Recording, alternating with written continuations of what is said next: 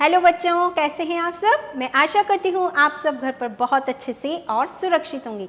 My self Suman Maheshwari from Shiv Jyoti educational group Kota.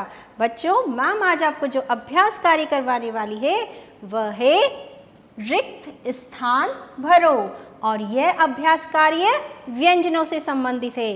तो आपको इसमें क से लेकर न तक के सभी व्यंजनों को लिखना है, और इस अभ्यास कार्य को करने के लिए बच्चों आपको ये सभी व्यंजन क्रमवार तरीके से याद होने चाहिए, तभी आप इस अभ्यास कार्य को अच्छे से कर सकते हैं। Okay, so kids, take your Hindi workbook 1 and open page number 8484 और सबसे ऊपर लिखेंगे दिनांक और कक्षा कार्य।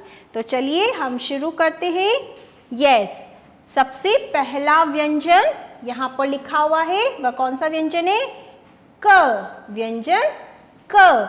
अब क के बाद में यहाँ पर रिक्त स्थान दिया हुआ है, तो हमें यहाँ पर दूसरा व्यंजन लिखना है। तो क के बाद में कौन सा व्यंजन आएगा?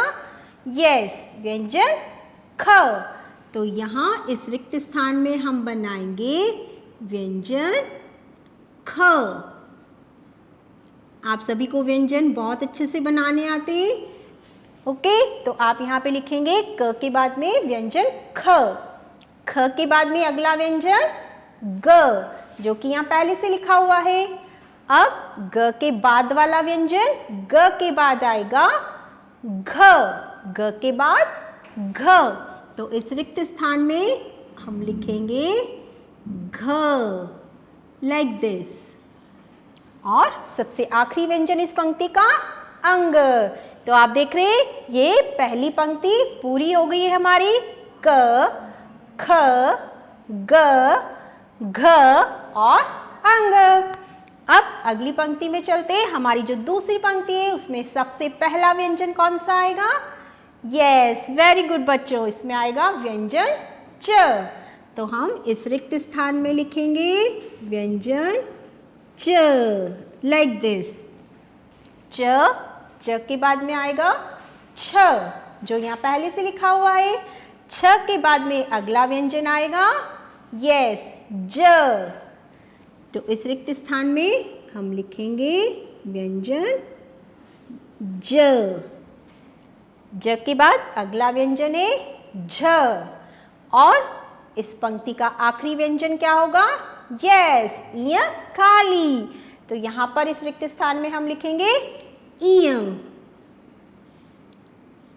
Like this. तो हमारी दूसरी पंक्ति भी पूरी हो गई। च, छ, ज, झ और इयं। अब तीसरी पंक्ति है, उसमें तीसरी पंक्ति में सबसे पहला व्यंजन है ट। अब ट के बाद में हमें यहाँ पर उसका अगला व्यंजन लिखना है। तो ट के बाद में क्या आएगा? यस, ठ।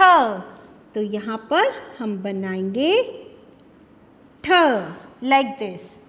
ट, ठ, ड, और उसका अगला व्यंजन आएगा ढ। ट, ठ, ड, ढ। तो यहाँ पर हम बनाएंगे व्यंजन ढ, और सबसे आखिरी व्यंजन आएगा ण। तो हमारी ये पंक्ति भी पूरी हो गई। ट, ठ, ड, ढ और ण। अब अगली पंक्ति में हम चलते हैं। इस पंक्ति का सबसे पहला व्यंजन क्या आएगा? मतलब ण के बाद में कौन सा व्यंजन आएगा? वेल डन, यहाँ पे आएगा त, त से तरबूज।